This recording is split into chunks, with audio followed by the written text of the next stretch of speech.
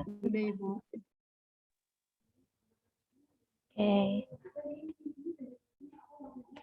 Nah, dari sini kita mau belajar apa sih tutorial kimia dasar ini? Sebenarnya tutorial itu hanya membantu kalian. Kan kalau di kelas besar itu kan mahasiswanya banyak banget dan dosennya cuma satu.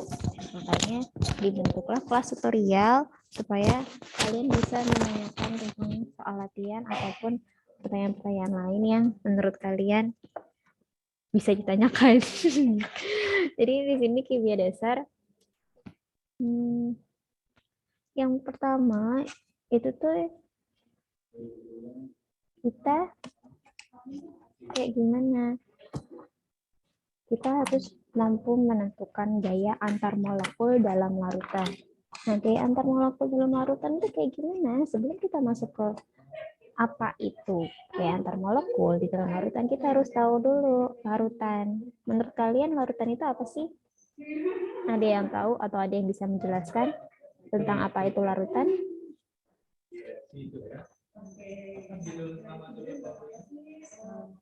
Izin menjawab, Ibu. Ya, boleh. Jadi larutan itu adalah campuran homogen dari dua zat atau lebih. Ya, jadi makasih ya Rifa. Jadi memang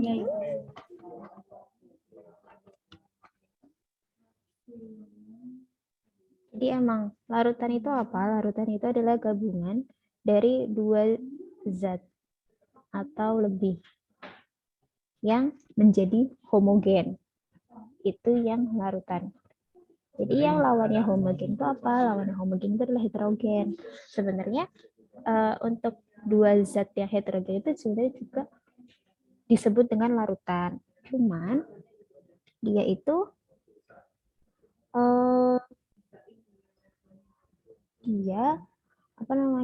tidak larut sempurna. Nah, itu yang namanya larutan heterogen. Kalau larutan homogen berarti itu yang larut sempurna.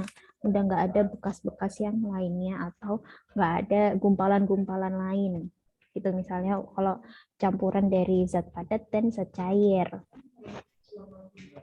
Nah, terus kalau di larutan pun itu ada yang disebut dengan zat terlarut dengan pelarut. Apa itu bedanya dari zat terlarut dan zat pelarut? Ada yang tahu? Kalau zat terlarut itu tuh jumlahnya lebih sedikit dari pelarut, Bu. Iya. Benar ya. Makasih Ilham. Jadi kalau untuk zat terlarut itu komponennya lebih sedikit dibandingkan dengan zat pelarut yang lebih banyak. Tuh. Jadi untuk dapat memaksimalkan larutannya menjadi lebih homogen, sudah dipastikan biasanya membutuhkan pelarut yang lebih banyak dibandingkan zat terlarutnya. Nah, terus contoh larutannya ada apa aja sih menurut kalian? Larutan tak jenuh, larutan contohnya garam, gula, Bu. Kalau sedangkan untuk zat pelarut contohnya ada air. Ya, oke, makasih Niken. Ya benar ya, jadi kalau untuk contoh larutannya itu bisa dari larutan garam dan air atau gula dan air. Ini yang paling gampang ya. Ada juga nanti pakai ini apa? Sirup dan air. Jadi kalau sudah tercampur itu akan menjadi larutan yang homogen. Tuh. Nah,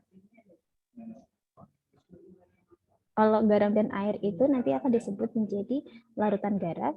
Kalau gula dan air larutan gula, berarti kalau sirup dan air bukan larutan sirup, tapi air sirup. Terus kalau udah tahu kalian masing-masing contoh larutan itu apa aja. Terus gayanya antar molekul tuh yang kalian tahu apa aja sih? Izin menjawab, Bu. Boleh. Gaya antar molekul adalah interaksi reaksi antar molekul yang mengalami tarik-menarik, Bu. Oke, makasih Mita. Jadi memang ya kalau gaya antar molekul itu berarti nanti molekulnya itu entah saling tarik menarik ataupun juga saling mendorong. Jadi kenapa dia bisa kedorong? Ya karena dia ditarik oleh molekul lain yang lebih kuat tenaganya. Nah, dari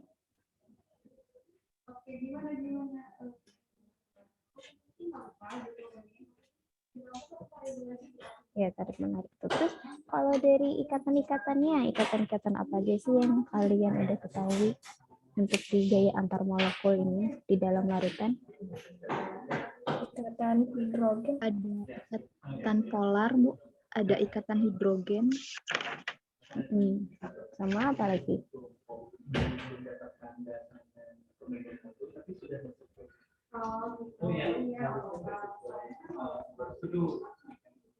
Ya, jadi kalau ikatannya ada ikatan hidrogen, terus ikatan polar. Lawannya polar apa? Ya, non polar. Gitu. Jadi kalau ikatan hidrogen berarti nanti dia berikatan dengan hidrogen. Kalau ikatan polar berarti nanti mereka akan bergabung dengan senyawa-senyawa yang polar dan juga jadi nanti misalnya satu molekul bergabung dengan molekul lain akan membentuk menjadi ikatan polar atau menjadi senyawa yang polar. Nanti begitu juga dengan yang non polar. Terus gaya antar molekul yang terlibat gayanya apa aja? Ada gaya dipol-dipol, gaya ion-dipol, gaya dispersi London. Ya, jadi gayanya ada yang dipol-dipol, ion-dipol, terus sama apa lagi? Gaya dispersi London, Bu. Ya, gaya dispersi London. Nah, dari sinilah dengan adanya dipol-dipol dan ion-dipol itu nantinya akan membentuk si senyawa atau molekul ini akan berubah menjadi polar ataupun non-polar. Jadi udah paham semua ya dari apa yang udah kalian pelajari dari kelas besar. Kemudian di sini mampu menjelaskan faktor yang mempengaruhi kelarutan. Nah, itu kayak gimana? Jadi kita harus tahu rumusnya dari kelarutan. Kelarutan itu yang harus kalian ingat dari kelarutan.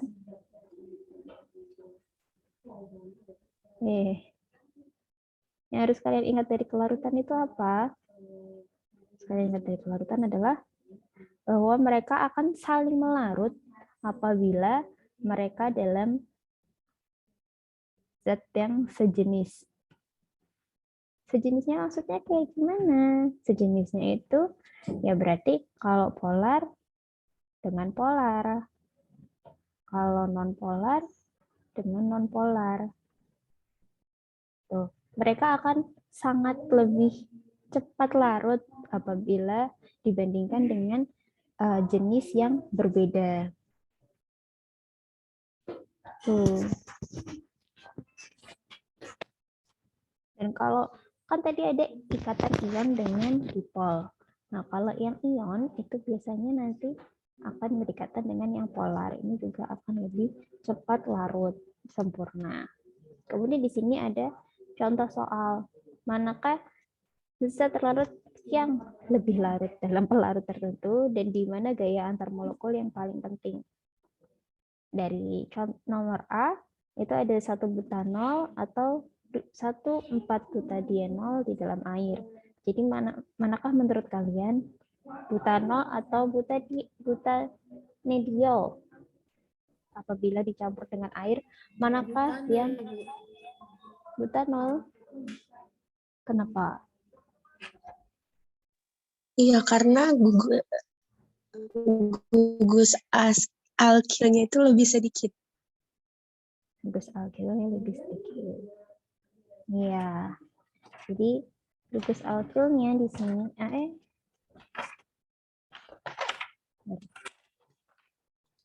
Jadi kalau dari butanol ini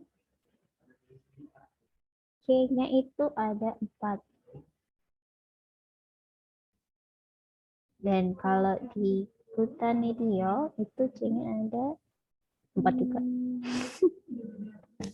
Cuman kalau yang di sini itu dia ada O-nya, ada tambahan O-nya.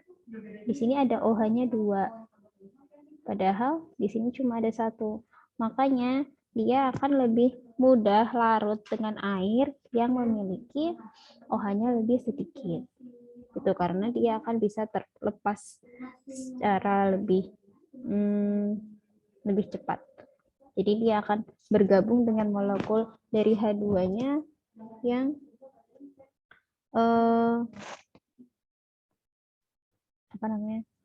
dia akan lebih cepat larutnya dengan yang butanol karena memiliki OH-nya cuma 1 aja. Walaupun sama-sama C-nya 4. Gitu. Dan 1,4-butanediol ini dia itu termasuk yang polar, sedangkan kalau air itu adalah non-polar. Jadi jadi dia akan lebih cocok dengan si butanol yang tidak terlalu polar. Tuh. Nah, kalau yang B dari CHCl3 dengan air atau CCl4 dengan air. Menurut kalian yang mana?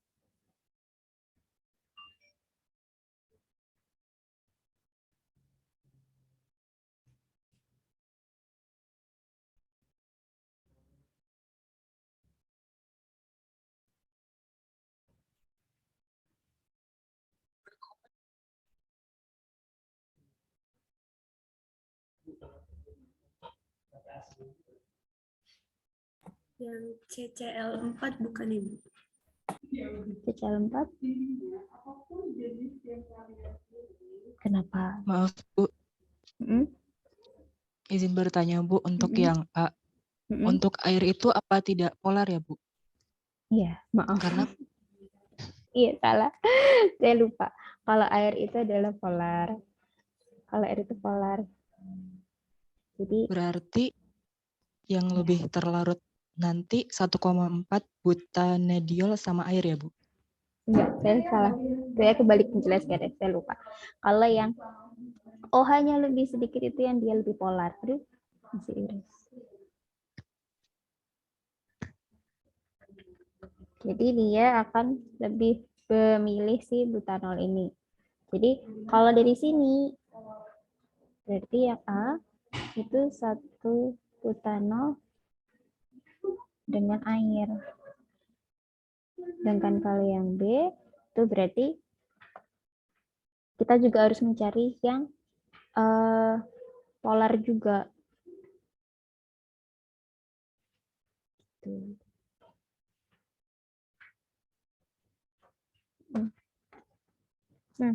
Menurut kalian manakah yang polar?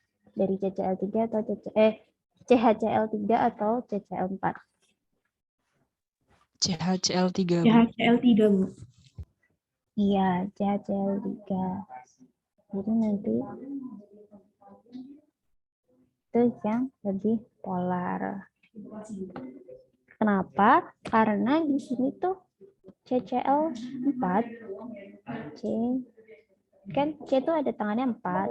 Sini Cl, Cl, Cl, Cl. Nah, dari sini tuh berarti tuh dia udah berikatan dengan masing-masing Cl. Walaupun dia juga CHCl3 juga sudah bergabung dengan semuanya, tapi dia tuh memiliki energi yang sama terlepas ke masing-masing ikatan. Jadi dia sudah termasuk yang non-polar. Dan kalau CHCl3,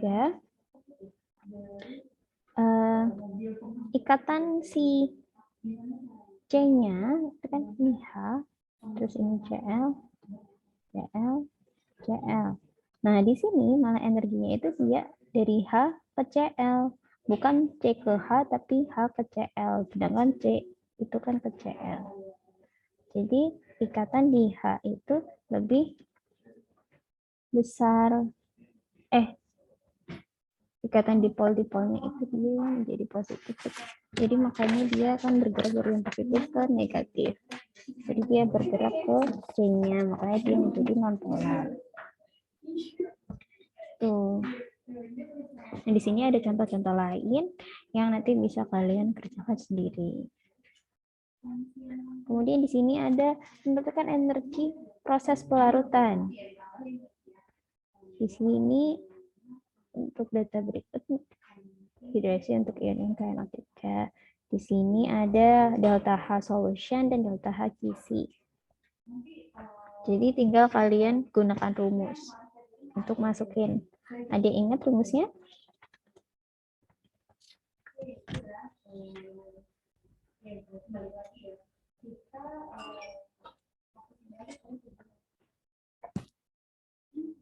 Delta HQC ditambah delta H hidrasi ya, Bu. Sama dengan? Sama dengan delta H solen.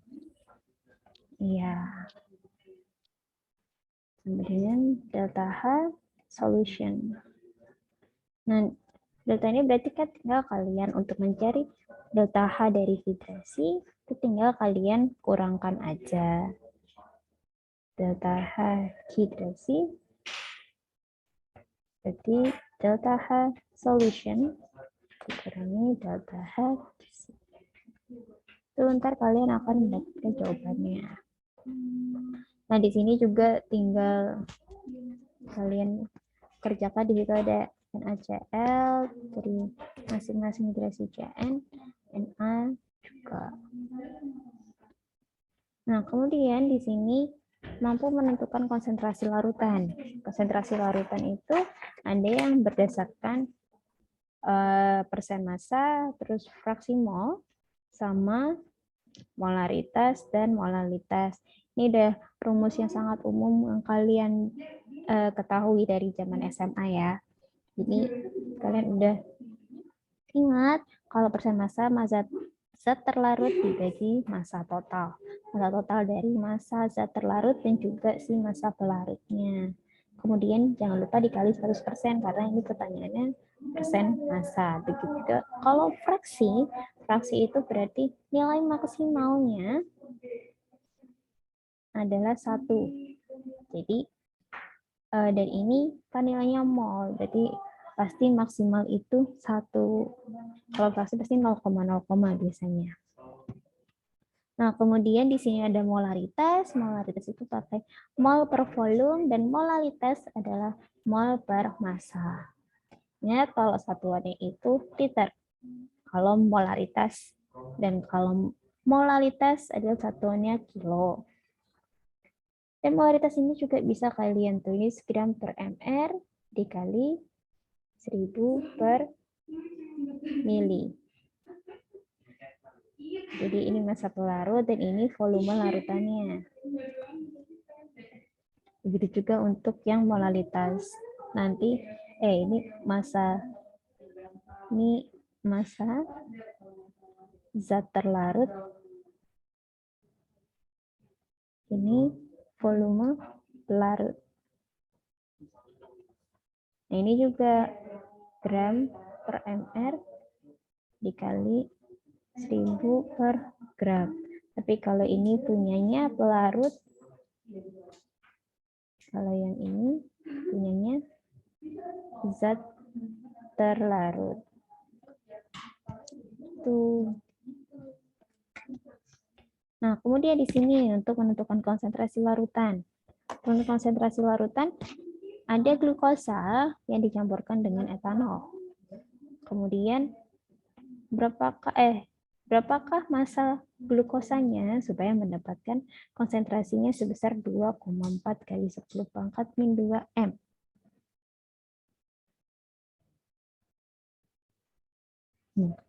Yang dicari adalah gram glukosa. Yang diketahui adalah massa dari etanol. Nah, berarti si zat terlarutnya itu siapa dan zat pelarutnya itu siapa? Kalau dari soal ini.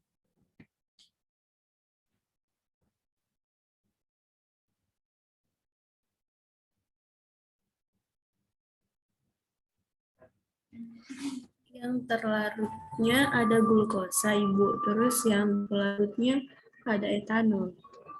Ya, jadi ini adalah glukosa dan pelarutnya adalah etanol. Makasih ya Putri.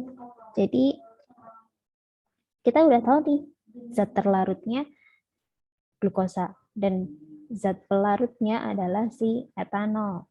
Nah, yang diketahui itu apa? Yang diketahui adalah massa etanol. Massa etanol 563 gram dan juga larutannya. Konsentrasinya si 2,4. Konsentrasi larutan itu 2,4 dikali 10 min 2 m. Nah, kemudian yang dicari adalah massa dari glukosa. Berarti kita udah tahu kalau ini adalah molalitas. Jadi kita nggak tahu nih sebenarnya konsentrasinya itu apa sih, molalitas atau molaritas. Tapi karena yang diketahui adalah massanya, berarti udah pasti konsentrasinya adalah molalitas. Berarti tinggal kalian kerjakan si molalitasnya. Kan rumusnya tadi udah saya tuliskan sebelumnya, gram terlarut dibagi mr terlarut dikali 1000 dibagi gram dari pelarut. Nih, berarti kalau untuk mencari si gram terlarutnya berarti M glukosa sama dengan molalitas dikali MR-nya glukosa dikali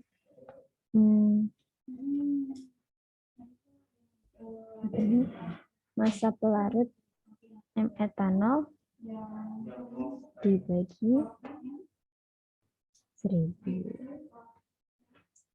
Itu nanti tinggal dimasukkan di sini adalah 2,4 10 2 dikali MR glukosa berapa? Ada yang tahu? 180, Bu. 180. Oke, makasih Syauki. Dan M etanol atau massa dari etanolnya 563. Karena kita menggunakan rumus yang ini berarti kita nggak perlu menggunakan yang gram. Dibagi 1000.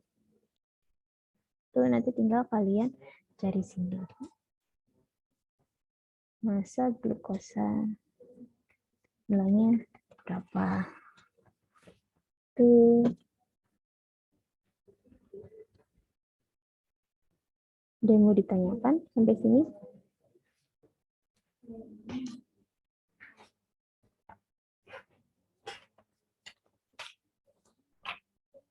Nggak ada? Oke, kalau gitu kita lanjut lagi ya. Di sini ada disuruh menghitung persen massa dan fraksi mol masing-masing alkohol dari propanol dan etanol. Nah, berarti kan kalau rumusnya tadi adalah ini persen massa itu dari massa zat terlarut dibagi massa total 100%. Kalau yang fraksi mol itu dicari mol per komponen, mol zat A dibagi seluruh mol zat komponennya. Itu bisa nanti kalian kerjakan sendiri. Nah, kemudian di sini ada larutan kalsium bromida yang pekat biasa digunakan dalam pengoboran sumur minyak.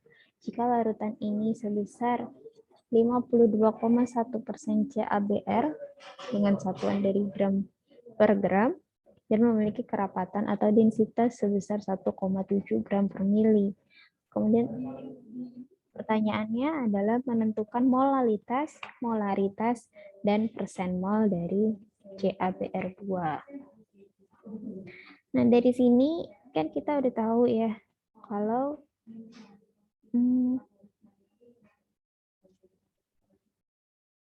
disuruh nyari molalitas. Berarti kita cek dulu molalitasnya gimana, berdasarkan apa, gimana, gitu kan. Nah, di sini clue-nya adalah dari si 52,1%. 52,1% inilah yang ini akan membantu kita untuk mengerjakan. Kan ini larut. Salah. Ini kan larutan. Larutan air dengan kalsium bromida. Berarti larutan, kalau larutan kan berarti CaBr2 ditambah air itu sama dengan 100%. Berarti karena di sini ada 52,1% ditambah air 100%, berarti airnya itu nilainya adalah 47,9%. Kalau kita asumsikan bahwa larutan ini adalah totalnya sebesar 100 gram, berarti CaBr2 itu sebesar 52,1 gram dan air itu sebesar 47,9 gram. Gitu. Nah, kalau kita udah mengasumsikan dia sudah ada masanya, berarti kita bisa mencari molnya. Mencari mol dari CaBr2 itu kan gram per mr. Jadi nanti bisa kalian cari juga berapa mr-nya. Kemudian nanti kalian bisa mencari densitasnya. Densitasnya kan rho sama dengan M per V. Dari masanya dibagi volume.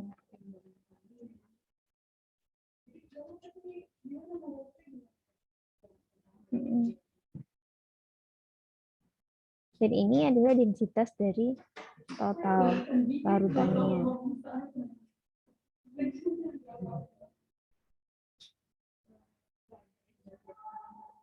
Total larutannya berarti masanya adalah 100.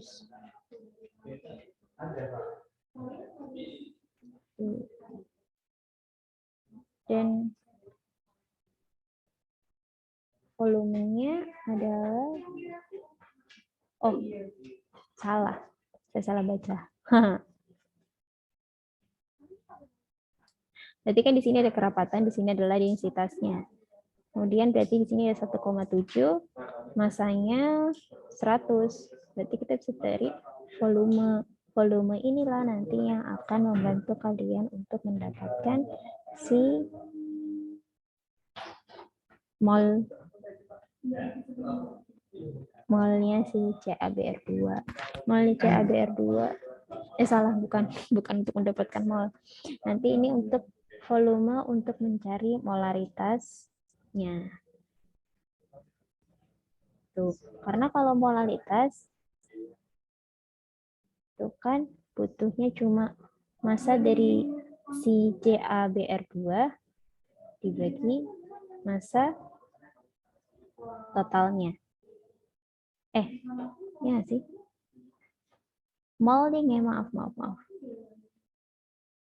Mol zat terlarut dibandingkan massa pelarut. Ini berarti mol dari CaBr2 dibagi dengan massa air. Terus kalau molaritas itu berarti mol CaBr2 dibagi volume larut atau volume airnya. Ya kan? Volume larutan, maaf. Ini volume larutan. Nah, volume larutannya itu didapatkan dari densitas ini. Kan kalau mol tinggal kalian mencari dari sini gram per mr, terus tinggal dibagi dengan massa air sudah didapat, yaitu 47,9 gram, mol CaBr2-nya juga sudah didapat dari sini, volume larutannya didapatkan dari perhitungan densitas. Tuh.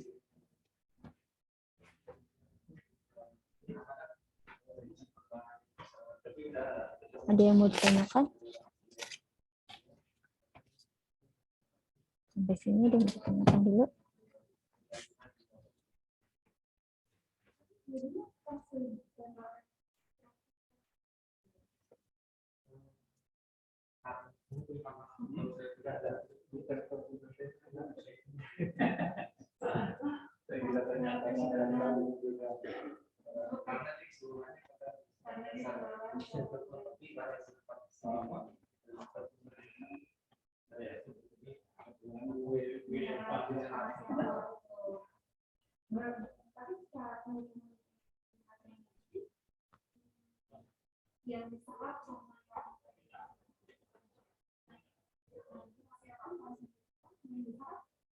Nggak ada?